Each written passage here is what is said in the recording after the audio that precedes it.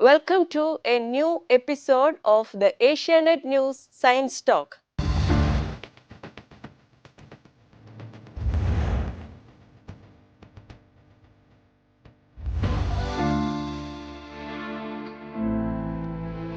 Lung cancer is the second most common cancer worldwide.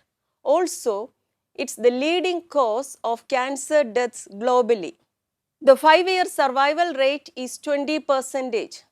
If it is detected at the early stages, then the survival rate is 60%. But if it is detected at late stages only, then the survival rate is 6%. So, the early diagnosis and effective treatment are the key factors in the battle against cancer. And the happy news is that a team of scientists from IISc Bengaluru invented a novel method for the early diagnosis and effective treatment of lung cancer. Their research paper, published in International Journal Applied Nanomaterials last month, and the corresponding authors of the paper, Professor Ashok M. Raichur and Dr. Jayaprakash, are joining us now from IISc Bengaluru. Welcome to Asianet News Science Talk. Let me introduce you for the viewers first. Professor Ashok M. Raichur is the head of the academic group of Materials Engineering at IISc, and Dr. Jayaprakash is assistant professor at the Department of Instrumentation and Applied Physics, IISc Bengaluru. Let me begin with the crucial question, that is, what hope you give us for the public, the battle against the cancer, especially lung cancer. So, lung cancer is, as mentioned, is one of the very, prominent cancers that is present and difficult to treat, difficult to diagnose, and then treat it. So, in order to have a better survival rate, we need to increase the chances of detecting it at an early stage. So there are methods that have been being developed by people to improve these existing systems. We have treatment methods, but we don't have enough methods to diagnose this disease quickly or at an early stage. So in that respect, our work tries to combine both the diagnostic component as well as the therapy component together. There are systems available which do these separately, but our system will offer the dual advantage of having both the diagnostic part and as well as the therapy part combined into one. So we use a photoacoustic imaging system, and simultaneously we also have a photothermal treatment system. So this is a kind of system which we think in the coming days. Of course, we need to do a lot of studies. We are currently still at the lab level, but we hope that if we are able to successfully reproduce this in animal models and then take it to clinical trials, we do hope that it will make the treatment of patients, so the patients become more comfortable with the treatment, and we hope to achieve a much higher success rate in both diagnosis as well as in treatment. Professor Ashok, usually lung cancer is diagnosed at late stages only. Why it's happened so? Problem with many of the cancers is the cancerous cells are not easily accessible or they are not easily detectable. So usually when we detect the cancer, it is at a late stage because at that time the cancerous cells would have moved away from the original part of the body and what we call as metastasis, and they start moving in other parts of the body, and it is then that we start discovering them much easily. So that is why at that stage, what we call as the third or the fourth stage, it becomes late. Whereas in the early stages, they are confined to one part of the body or they are present in very small numbers, the cancerous cells. So it is very difficult to detect them easily when in the early stages. Only when they multiply and become in large number and become large, or sorry, they multiply and they start manifesting in large numbers, then we start detecting it quite easily. And by the time it will be too late. Dr. Jayaprakash, what merits you see in your method when compared to the existing methods for the early diagnosis of lung cancer? Yeah. So if you look at the existing methods in the clinics, right? So you have multiple approaches. Basically, you have X-ray, CT, and you have positron emission tomography and MR, right? These are the standard methods for observing cancer. And if you think about it, all of these are coming with some or the other disadvantages. So if you look at X-ray and PET, these are using ionizing radiations or radioactive elements, which are harmful to the body. And even if you look at MR, standard MR cannot distinguish tumors so easily. So what happens is you need to use some kind of contrast agents and so on. And specifically for lung, it's even more difficult with MR kind of an imaging technique. So you need, and even ultrasound, because lung has a lot of air, you cannot use ultrasound as well. So with this particular technology, you have all these disadvantages which could be overcome. And at the same time, this is also kind of low cost and scalable technology. Please explain what is this photoacoustics method, or what principle you use in this? Yeah, photoacoustic method is basically a hybrid technology. So wherein you're going to shine the tissue with the light. So we use something called as a pulsed light.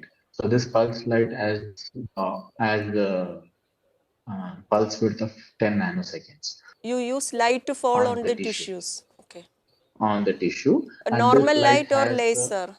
yeah, we use laser light, and this light has a pulse width of 10 nanoseconds. You can imagine that you're illuminating this particular tissue to an order of only 10 nanosecond time scale. So what happens is within that time scale, you have the tissue which will absorb the light and then generate sound waves. So the light is converted into heat energy falling upon the cancerous cells, and that heat is converted to sound energy. Correct. Correct. Okay. That is a pipeline. But the amount of heat which is being generated is in the order of millikelvin. So you can imagine that it is safe. It is not really a lot of temperatures that cells are dying at that thing. But for the photoacoustic effect, you require that temperature to be in the order of millikelvin.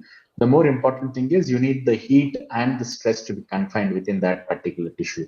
So what happens is since these two are confined, and as soon as the light illumination stop, you'll have acoustic wave pressure waves that is generated.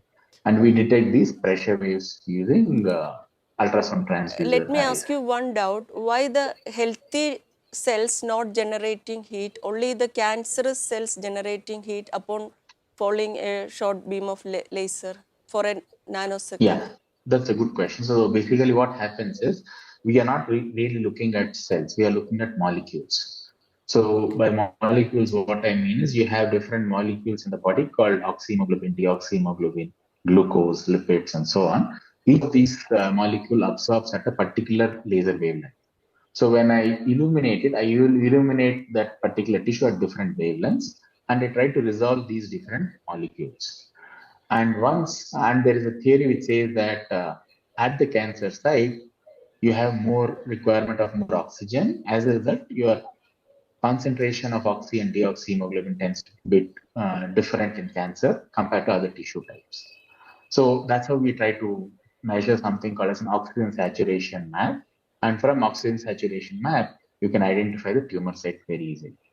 So this gives a better picture of the cancerous cells, and the doctors can diagnose from the very early stage of the disease, right? Yeah, because you can identify the uh, cancer tissue variations at the cancer site, but the oxygen saturation maps will be very different at the cancer site compared to the background. That's what gives you a contrast in photoacoustic imaging, and that can be used for early detection as well. So from the first stage itself, with your method, the doctors can identify the lung cancer. That is a difficult question. The reason is the point is most of these cancers, right? And the patients come to the clinic after a certain time, right? After the symptoms arise. But by the time that you have the symptoms coming up, right? You know that there is some the cancer progression has happened. Okay, so early detection is still a challenge because most of them are not aware of when to go to the clinics. So the symptoms appear only at third stage onwards, not in Yeah. the So early once you have, stages. not in the early stage. So So how will that is we? the reason what. So how will the public know when to screen for lung cancer? Correct. So that is the reason. In the first, what they do is, for example, if you have breast cancer, as an example, they recommend that two mammography scans, or matlab, you have to do screening every year. Okay, so that you can identify breast cancer and these kind of cancers. So now that kind of screening programs has to come up even in our country. So the other alternate technologies, you have to convert these systems into wearable systems. So by wearable, what I mean is, if you are able to make these photo acoustic technology as a wearable technology, then you can think of identifying these biomarkers at your house in some sense. But you cannot do clinical interpretation of it. But rather, you can get a signal that you have to go to the doctor, right?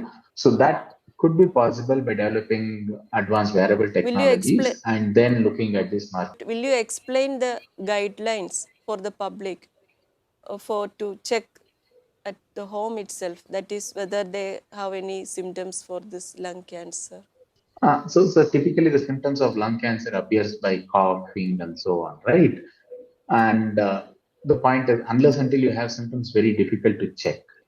Okay, the actual issue is that once you have this kind of lung cancer or anything related to lung, you'll have difficulty in breathing. So that is one symptom which So you need difficulty to. in breathing Uh, is the first symptom.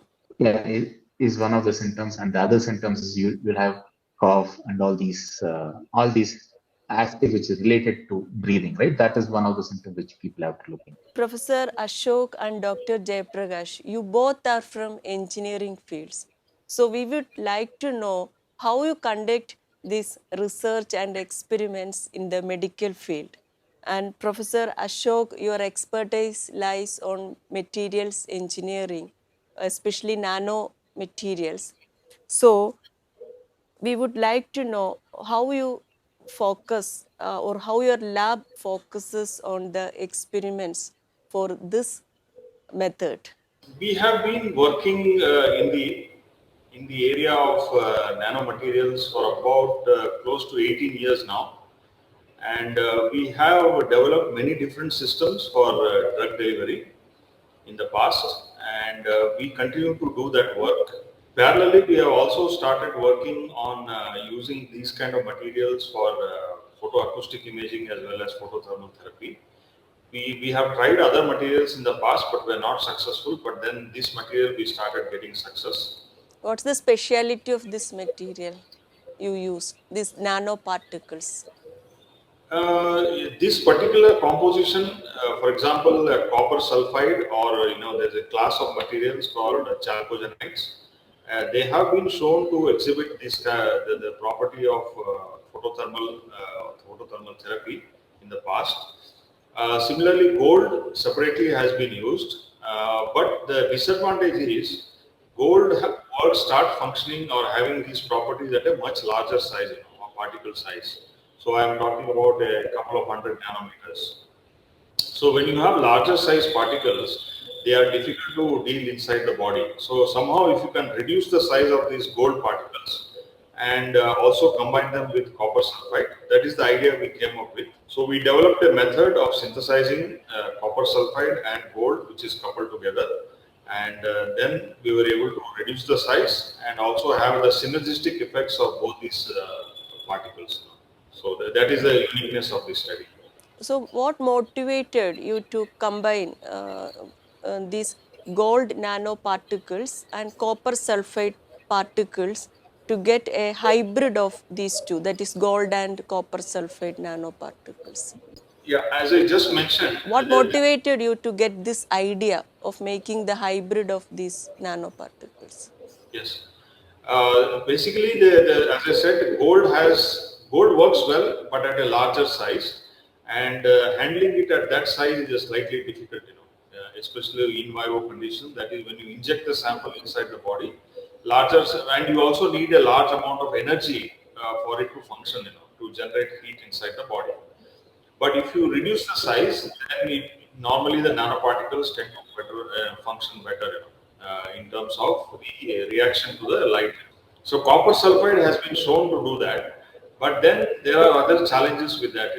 So what we did was, if we could combine these and enhance the signals that are coming out from the particle, so we thought of this idea. So can we combine these two somehow? And so we developed this method of synthesizing. And then when we tested it, our hypothesis was indeed correct, that we started getting enhanced signals, both in terms of the acoustic imaging as well as the photothermal therapy. So that was the motivation behind this study. Dr. Jayaprakash, your expertise lies on computational methods and photo imaging. So, or how these expertise help you in conducting research in this field, in this medical field? The area of computing is revolutionizing all the aspects of medicine. Let it be areas of like radiology or you have digital health and all these different topics, right? All this is being transformed. So if you go back, if I can go back to my own career, right? Initially, I was a computer science student where I was working on developing algorithms which are related to things like automatic segmentation and so on, right? If you can relate it to 10 years back, there is very less interest in those topics because most of them were working with traditional models. Now, recently, what has happened is you have this deep learning and artificial neural networks, and these kind of technology which has come up, and they have advanced methods to detecting these tumors and doing accelerated reconstructions and so on, right? So these are different challenges. For example, if you look at CT problem, in computed tomography, one of the important challenges is how to reduce the dosage, radiation dose under the patient. And in MRI, another challenge is how can I acquire the data faster, right? So these challenges were overcome by computing methods, right? How do you overcome it? Is basically try to identify data which is relevant to collect, and then use that data to generate information which clinician wants. So that is the kind of approach which is being considered. So as a result, there was a smooth transition for me from my background to move on towards medical imaging and these kind of technologies. And even if you look at surgical interventions and so on, right, you have a lot of technologies like robotics and AI, which is playing a crucial role in surgical intervention as well, because it's very important. You have fluorescence guided surgery, where they are trying to identify these cancers during surgery, because if you don't remove all the cancer tissues from the body, there is a very high chance of reoccurrence. So to avoid that, they're trying to use imaging and augmenting it with surgery to allow for improved surgical outcomes. There is a natural connection between the area of computer science with and electrical engineering with medicine. So that's how I moved on to these kind of technologies. So you use the principle of photophonics, which was invented in 1880 by Alexander Graham Bell, which he considered Yeah. as the greatest discovery more than the telephone. So this principle is used in photoacoustic imaging, right? Yeah, that is the principle. So if you think about Graham Bell, right? And in those days, he didn't have a very sharp laser.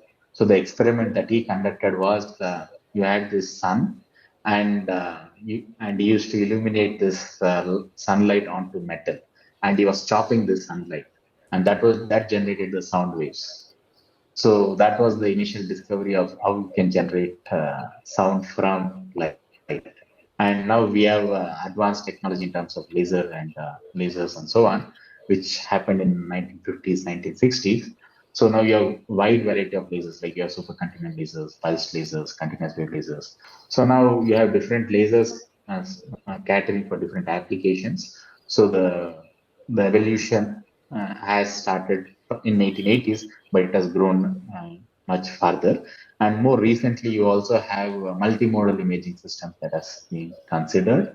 So that is, for example, if you have ultrasound, which is already there in the clinic, right, which is used for examining fetus and different parts of the body. So now people are trying to combine these ultrasound scanners with photoacoustic technology as well. So there you just need to append a laser into this technology, so you can get both ultrasound data as well as photoacoustic data. So ultrasound data gives you some kind of structural information, and photoacoustic data will give you molecular information like oxyhemoglobin, deoxyhemoglobin, and so on. So you can put you can put molecules on the ultrasound image and then show it to the clinician, which will be much more advantageous in terms of diagnosis and monitoring. So, just as the invention of laser revolutionized this photophonics or Raman spectroscopy, just how this artificial intelligence revolutionized the current fields you mentioned. Yeah. So artificial intelligence is, as I told, is revolutionizing medicine. So, for example, I can give a simple example of CT, X-ray CT. So, if you think about it, the amount of dose that was deposited on the patient was huge in CT. So now, because it depends on how many angles you are acquiring the data from. So with AI, they have shown that I need only few projections, maybe up to 5 or 10 projections, rather than taking 180 projections. And this reduces the dose, if you can think about it, by about how much, 30 times. That is a lot of dose reduction, and that will allow you to do CT multiple times. That is the first point. And the second point is it will also enhance computer tomography as a adjunct modality also for for all kinds of scenarios. Okay, so like similarly, if you think about other areas, like as I was telling, robotic surgery is also another area, right? If you think about it from the perspective of robotic surgery, which is also assisting the clinician, but during surgical intervention, right? So you want to make these kind of systems, robotic systems, more and more. You have to give as much data as possible. So the way you can do that is acquire as much data as possible and feed it to a deep learning network or an AI model, and then these robots can do more intelligent tasks. Okay, so this is another application, right? And if you think about something like neuroimaging, so neuroimaging is also another area where there is a lot of computations involved, because in tasks like fMRI, cold fMRI, and so on, where you want to know the activation of different neurons and so on, there you need to do a lot of statistics and computation. So now people have also tried to use AI to do this fMRI and see if it can really help and so on.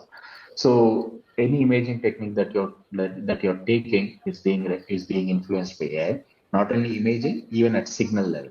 For example, if you look at ECG, EEG, and so on, right?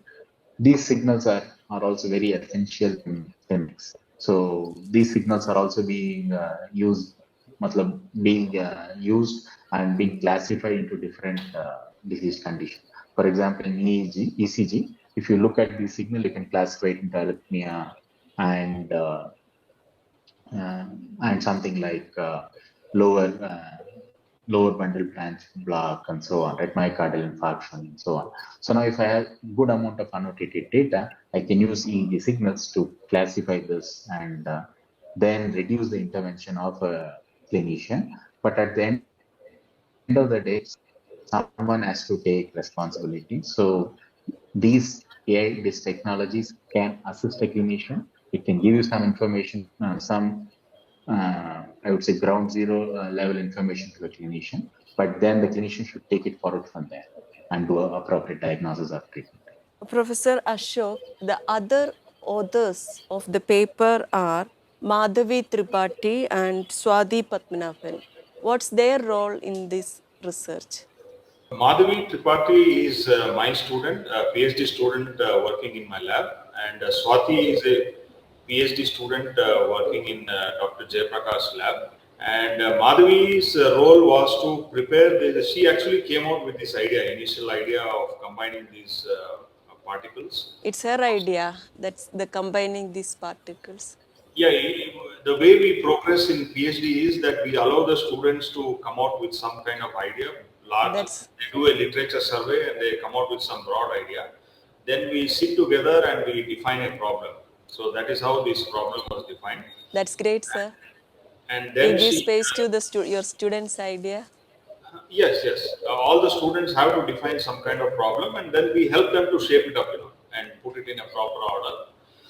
And then she has done all the synthesis work, the characterization of these particles in terms of the biological work, and then the photoacoustic and then the photothermal work was done under the supervision of Dr. Jayaprakash in his lab, where Swati played a crucial role in helping her out. So that is how this collaborative work has come about. So this is a true collaborative work, and it is interdisciplinary also in nature. So, what are the challenges you faced during these experiments and finally publishing it? Yeah, there there are always challenges. The initial part of the challenge was synthesizing. When you synthesize particles, typically the way we synthesize particle is we start from solution and we start precipitating them out.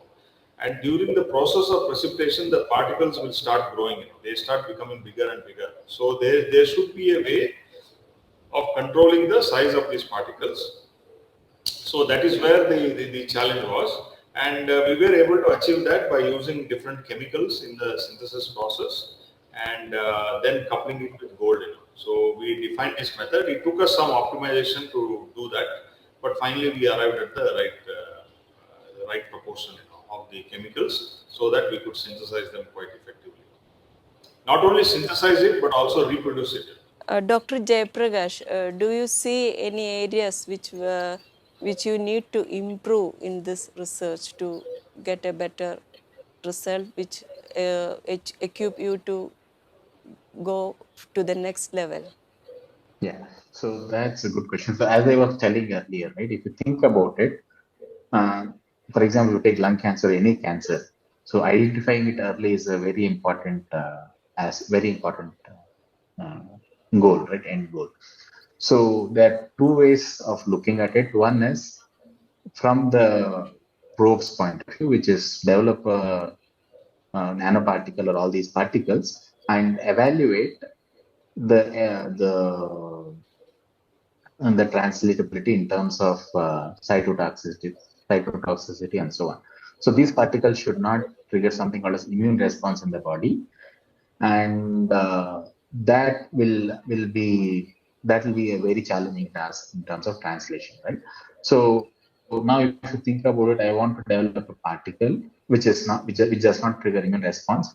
So for that, you should have particles which could be from biological origin. That is one direction which people can take. So which could be like plant-based, bacteria-based, or animal-based kind of particles, which could adopt to the body a bit more easily than particles which are inorganic or synthetic and so on, right? So that is one direction which people are looking at. And the other aspect, as I was telling, is to build devices which are wearable in nature. Why wearable is important is because most of the times people are not really aware of how their health status is. So that is the reason developing wearable technology and building wearable systems is very, very important. And the market is also towards wearable. Most of them are now, if you think about it, if you take continuous glucose monitoring as a simple example, that market is growing very rapidly with time because it has a direct link to diabetes and so on, right? So similarly, every disease, even if you take cancer, there should be methods which are systems that should be wearable in nature, and it can give indication of for you to go to clinic and do a regular health checkup. So that is more important because once you have that kind of penetration of knowledge into the general public, so then you will have early detection of these kind of diseases, and that will help us in terms of treatment also.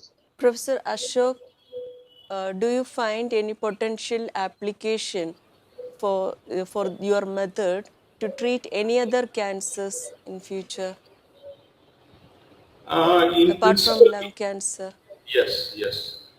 In principle, yes, we can treat it for any kind of cancer. Okay. Even if you are just want to image a certain part of the certain tissues in the body, we can still use it without having to use it as a treatment method. So there are several applications that are possible using this technique.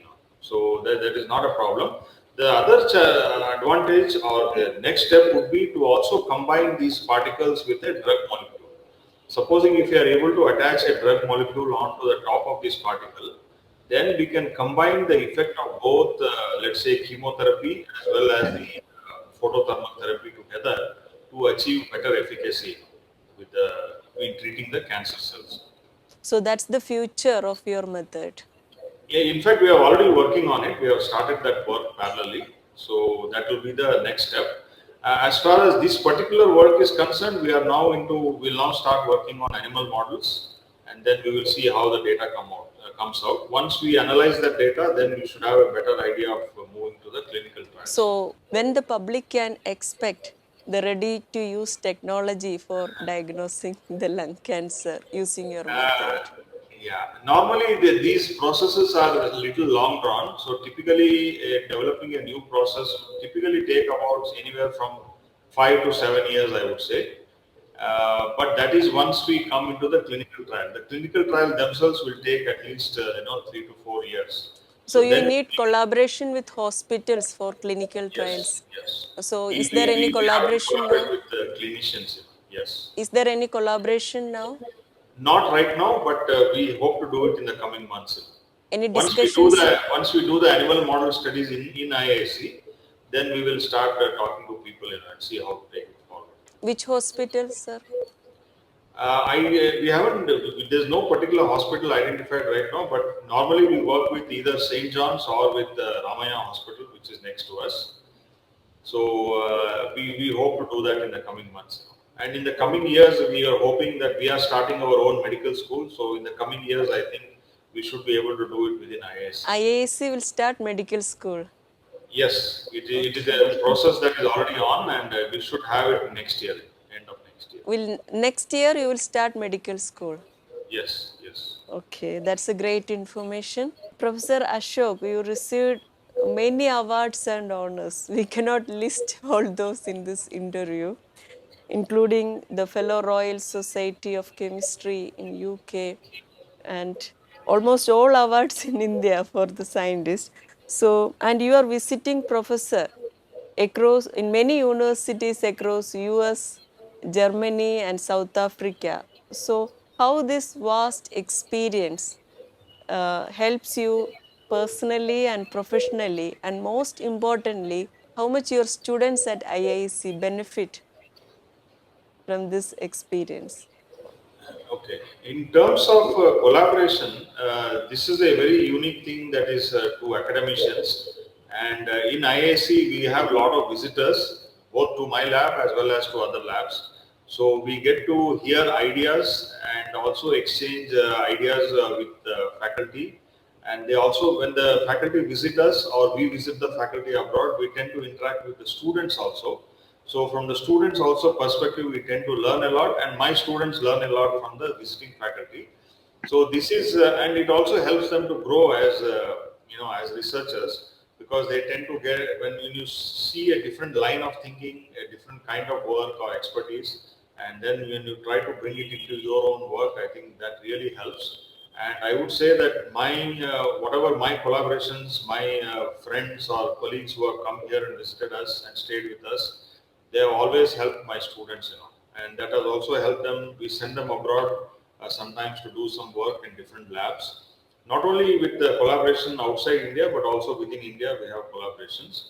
So these kind of collaborations help us to strengthen our research and also strengthen and also help us learn better, and progress quickly into whatever we are doing. So, for science research, borders don't matter, only humanity. No. In fact, now I would say that if you take IISc as an example, IISc is a leading example where there are no borders between departments. So we work across disciplines, we work across departments, and that has now transcended into other institutes also as we look across India as well as abroad. There is nothing like, for example, a chemical engineer can work with us, or we work with chemical engineers both in biology as well as in classical areas. And material scientists are now working in the area of bioengineering. So these kind of, and now we see computer science and then electrical engineers. So these kind of multidisciplinary setup has now helped us not only to do research but also enhance, especially in the field of medicine, both in terms of treatment and diagnosis. So, Dr. Jayaprakash, you also received many honors and titles, and you guided many students also. So, at comparatively at an younger age. So, you and also you had vast experience in diverse research fields, both in industry and academia.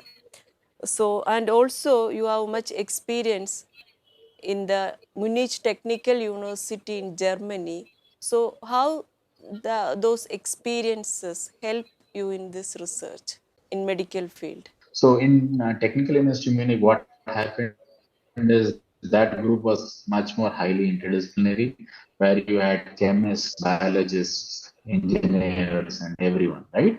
And that was a much larger group. It is a big group of about 70 people. And there, what I have learned is creating such kind of an environment will allow for easy communication between all these different participants. And more importantly, there was a hospital, and in that hospital setting, we had a lab also. So, and you are talking to the clinicians over lunch and so on, right? So that will help us in identifying the clinical challenges and then solving relevant problems, which will help improve the clinical workflow and so on. So that I am seeing that might happen in IISc, and this would be the one of the first places in India that where it will happen, where you'll have a new medical school that will come up, and then you'll have a interaction with the clinician and the engineers, life science experts, and all different kinds of people, right? And that will what will accelerate discovery towards improving health and other aspects of health. Yeah. So I think the most important thing is to create that kind of ecosystem where you have people coming from different backgrounds, discuss, and then that will make sure that you'll have some ideas that will be generated, which is relevant to the actual real world problem. Professor Ashok, can you share your hopes and expectations on the future impact of your research on the healthcare and the patient outcomes? As I said, I have been working in this area of trying to use materials for the betterment of, let's say, the drug delivery and diagnostics for about close to 18 years now. And I have done all my work normally ends at animal models, in the earlier stages. Now we have reached a stage where we can take it to the clinical trials.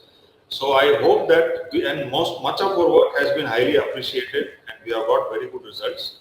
But unfortunately, we are not being able to take it further. So I do hope that in the coming years, before I retire, I hope that I will be able to transform at least one of the technologies that we have developed in-house to be able to, let's say, at least do clinical trials, and if successful, then we can go in for a commercial product.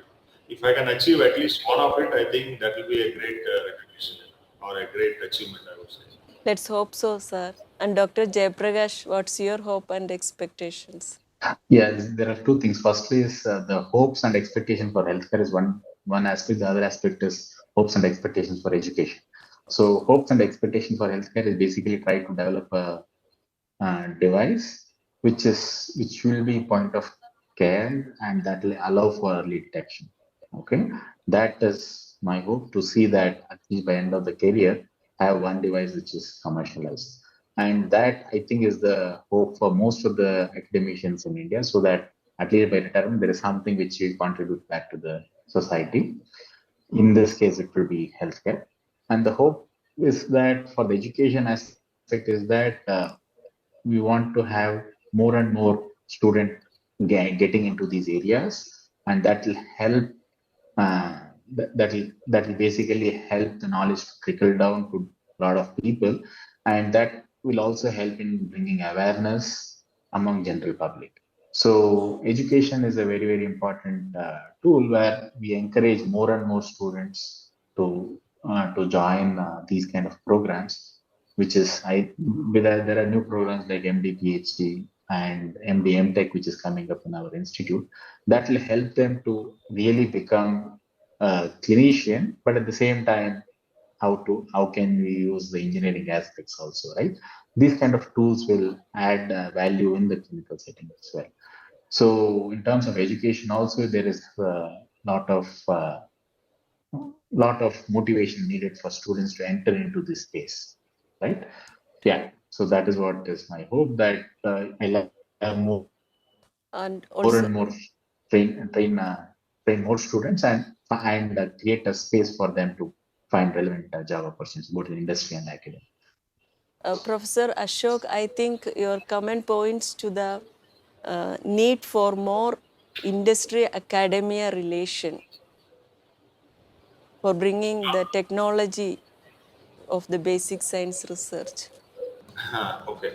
See, industry should also actually be an equal partner in developing technologies.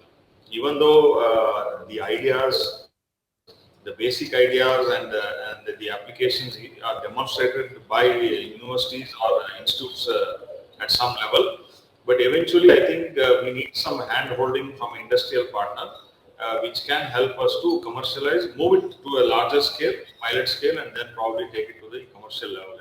So the industry interaction is always a must. At some point of time, either after patenting the technology, we can take it further with the industrial partner, or if the industrial partner is present from the beginning, that also is a good sign. Those kind of interactions have now become more and more in all our top-notch institutes in India, and we hope that we should be able to collaborate with somebody in the coming days.